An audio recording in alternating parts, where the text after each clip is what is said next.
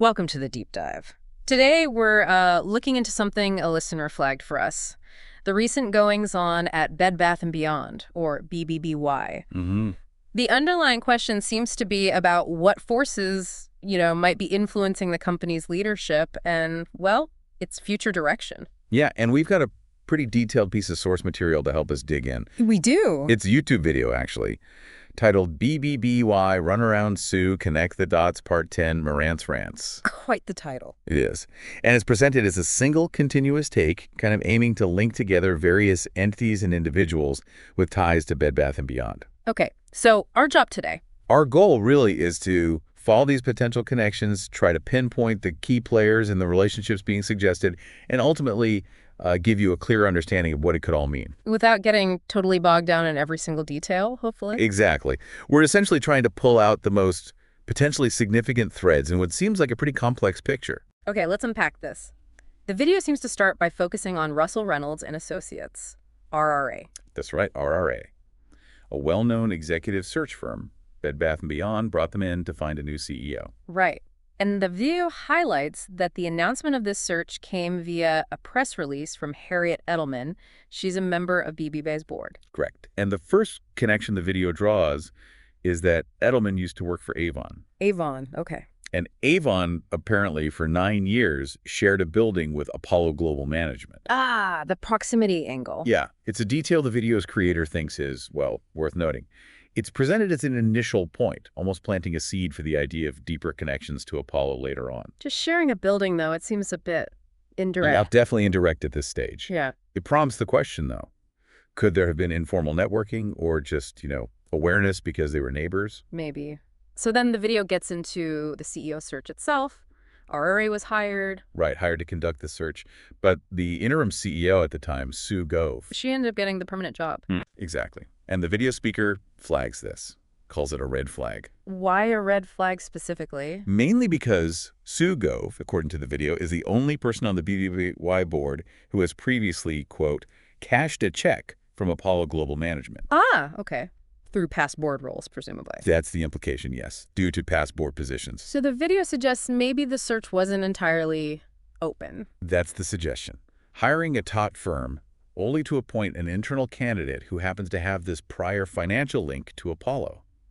It raises questions about the process, doesn't it? Or other factors may be influencing the decision. It certainly makes you wonder. So this is where it starts getting really complex, I imagine. Yeah, this is where the video really dives into the backgrounds of people associated with Russell Reynolds, with RRA itself, looking for links, direct or indirect, back to Apollo. Okay, who's first? Gardy Bannister. He's the independent chairman of the board at RRA. Okay. The video points out his extensive involvement in oil and gas. Roles at Area Energy LLC, Dow Inc., and Enbridge. Oil and gas. That feels like it might be a recurring theme with Apollo. It does seem to come up. Bannister's history in this industry gives the video an initial area to look for potential overlaps with Apollo's own investments and interests. Right. Now, Area Energy LLC, Bannister was president CEO there. He was, yes. And Area Energy was acquired by CPP Investments. CPP Investments. Okay, why is that significant here?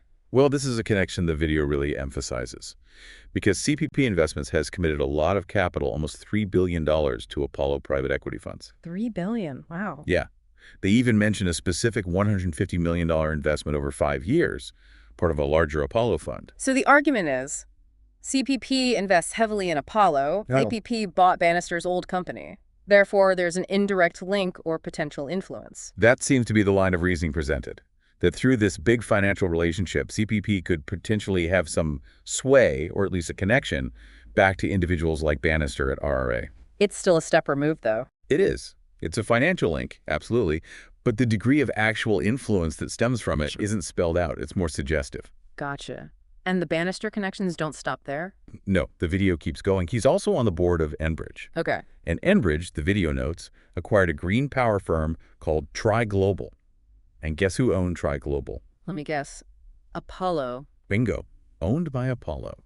And what's more, a company called Gray Bay Renewables LLC, which is currently controlled by ARR and funds managed by Apollo affiliates, received a chunk of money, $46.5 million, from that Enbridge deal. Okay, that sounds more direct. Bannister's on the board of a company, Enbridge, that buys an Apollo company and pays money to another Apollo-affiliated entity. Precisely. The video argues this strengthens the potential link significantly. It suggests a more direct interaction, or at least familiarity, between people at Enbridge, where Bannister sits, and Apollo. Right. More than just sharing a building. Definitely. And there's Marathon Oil. Bannister's on that board, too. Do with Bannister. Okay. Yeah, it's still Bannister. The video highlights a couple of things here. One board member at Marathon Oil is associated with Saudi Aramco. Okay. And Apollo led a massive $10 billion buyout of a Saudi portion of an oil entity, a separate connection. And the other thing? Another Marathon Oil board member is actually a former senior advisor for Apollo Global Management and a former senator from Indiana, apparently. A former senior advisor for Apollo on the same board as Bannister. That's what the video states. So the interpretation presented is that these connections within Marathon Oil could provide even more avenues for Apollo to, perhaps, exert influence on Bannister, or at least be within the same network. It certainly paints a picture of a potentially very interconnected network. That's the goal of the video, it seems, to show this web. Okay, moving on from Bannister, who else at RRA does the video look at? Edward G. Galante, also associated with Russell Reynolds. His background includes time at ExxonMobil. ExxonMobil, okay. And the video mentions that ExxonMobil and Apollo's education group, which is a thing, apparently. Apollo has an education group. Seems so. They both donated to the same organizations and served on the same committees. Again, suggesting overlap, this time in maybe philanthropic circles. Shared charitable interests. Another potential, maybe weaker, link. Presented as another piece of the puzzle, yes. Hinting at common ground or shared networks. What else on Galante? Interestingly, he's on the board of directors of Artis Naples, a performing arts center down in Florida. Okay, and? The video finds it noteworthy, calls it a coinky-dink, that the building housing Artis Naples is literally across the street from buildings that house Apollo Global Management's Miami offices. Across the street. Yep. And also Square 2 Capital and Stillbridge Capital are apparently right there, too. Okay, so again, physical proximity is highlighted. Exactly. The implication being that being in the same neighborhood could lead to informal connections. It's more observation than hard evidence of influence, of course. Sure. Anything more concrete with Galante? Well, a company he was on the board of, Clenzy Corporation, was the target of a private equity bidding war. And Apollo was involved. Apollo was one of the bidders, yes, along with Carlyle Group and Advent International. Advent ultimately won and acquired Clence. So Apollo tried to buy a company Galante was involved with. Correct. And the video also mentions that DuPont, which is part of Dow Inc., remember Dow from the Bannister connection? Right, Bannister's on the Dow board too. DuPont was involved in this Clence situation somehow as well. So the speaker suggests Apollo's interest in bidding, even unsuccessfully, shows they were interested in companies Galante was tied to. And it loops back to Bannister via Dow DuPont. It's definitely a web. Okay, who's next in the RRA lineup? Kim K.W. Rucker. Yeah? Also with RRA, background with Kraft, Kimberly Clark. Yes. But the key point the video highlights. Yes. Rucker previously worked for Avon Products, Inc. Avon. Wait, that's the same company Harriet Edelman worked for, the BBBY board member who announced the CEO search. Exactly. That's the connection the video draws. A direct link, or shared past, between someone at RRA, Rucker, and someone on the BBBY board, Edelman. Okay, that feels more direct than some of the others. A shared workplace history. It does suggest a potential pre-existing professional relationship, doesn't it, between the search firm and a key board member? It could. All right, the plot thickens. Does the video look at the RRA leadership itself? It does. Shifts focus to the CEO of Russell Reynolds, Konstantin Alexandrakis. Okay. His background. Before RRA, he worked for Towers Perrin, which is now Willis Towers Watson, and also Hostway Corporation. Right. Hostway, the video notes, had a deal with Pamlico and Littlejohn and Company. Littlejohn, the speaker claims, has roots back in Drexel Burnham Lambert. Okay, that's some financial history. Where's the Apollo link? With Pamlico. Pamlico, importantly, has a history of doing deals with Apollo, including specifically Apollo acquiring Express Energy Services from Pamlico Capital. So the RI CEO used to work for a company that dealt with Pamlico, and Pamlico dealt with Apollo, another indirect chain. That's how it's presented. These past associations of the CEO could indicate indirect ties or familiarity through these other financial firms. Anything else linking RA's CEO to Apollo via his past? Yes. Related to Towers Perrin, now Willis Towers Watson. Apollo actually partnered with Willis Towers Watson to buy Aspen Insurance. A direct partnership between Apollo and the CEO's former firm. Correct. And, maybe even more significantly, a guy named Brad Livingston, who's a private equity specialist at Apollo Global now. Yeah. Previously worked for 14 years at Willis Towers Watson. Wow, okay. So Apollo partnered with the firm and hired a long-term employee from it. Exactly. The video sees this as pretty strong evidence of a close relationship between Apollo and Willis Towers Watson, connecting back to RRA through its CEO's history there. Okay, that seems quite connected. Who else on the RRA board? John Eric Daniels, member of the board of directors for RRA. Daniels, okay. He was with Lloyd's Banking Group back in 2011. Around the time parts of it faced collapse. Lloyd's, I remember that. The significant point here, according to the video, is that Apollo bought $419 million worth of Irish home loans from Lloyd's. Apollo bought assets from Lloyd's. And the video explicitly states Daniels was involved in that specific deal. Directly involved in a deal with Apollo while at Lloyd's. That's the claim.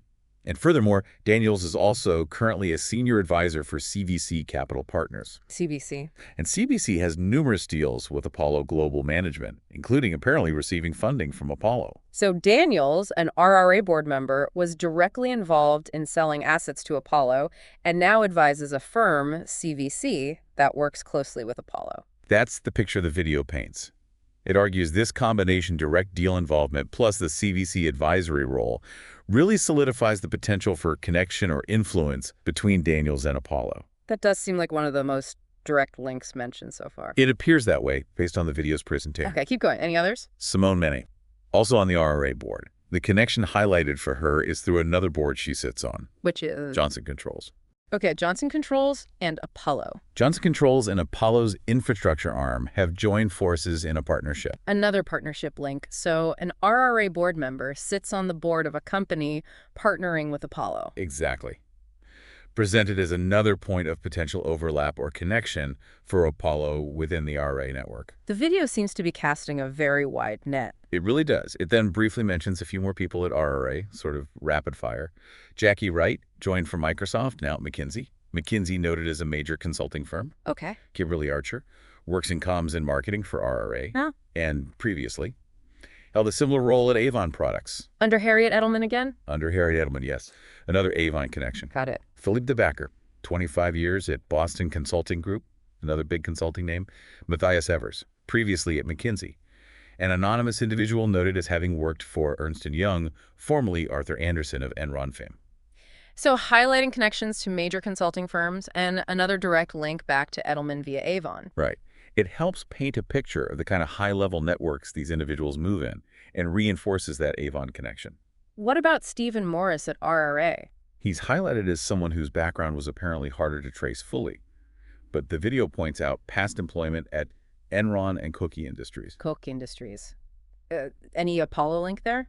The video adds that the Koch brothers' financing involved Apollo in the ADT deal. So another somewhat tangential connection suggested there. Okay. Anyone else? Renee Bell at RRA, previously worked for McKinsey. And then finally, Corey Griffin. Griffin. Previously worked for Berkeley Research Group, which is the parent of Capstone Advisory Group. And now Where's Griffin now?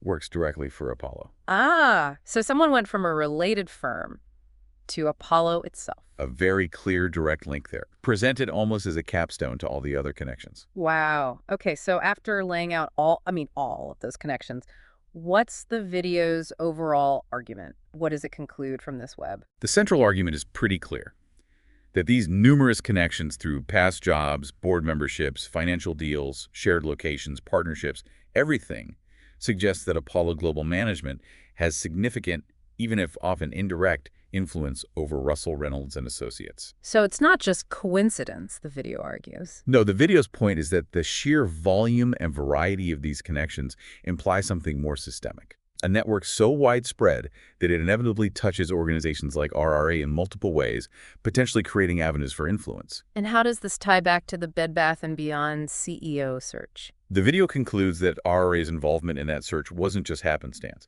It was likely, in the video creator's view, a way for Apollo to ensure their preferred candidate. Sue Gove? Sue Gove, with her prior financial link to Apollo, was ultimately appointed CEO.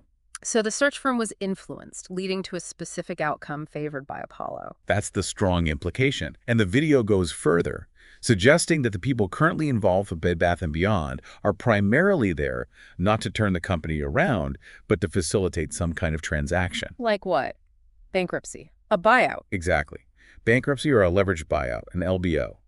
The video even specifically references Apollo's history, with LBOs acquiring companies using significant debt, particularly mentioning their activity in the energy sector, which came up repeatedly in the connections.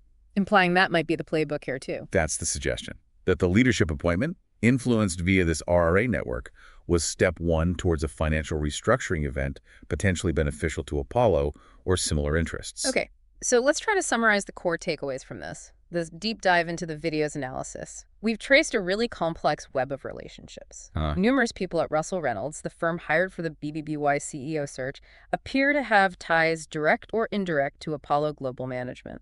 Right. Ties through past jobs, board seats, deals, partnerships, even just being neighbors almost. And Apollo, this major private equity firm, has that known history in leveraged buyouts, especially in energy, which kept popping up. So the central question this leaves us with, based on the source material, is really about influence, isn't it? It absolutely is. To what extent did this intricate network actually play a role in Gove's selection as CEO?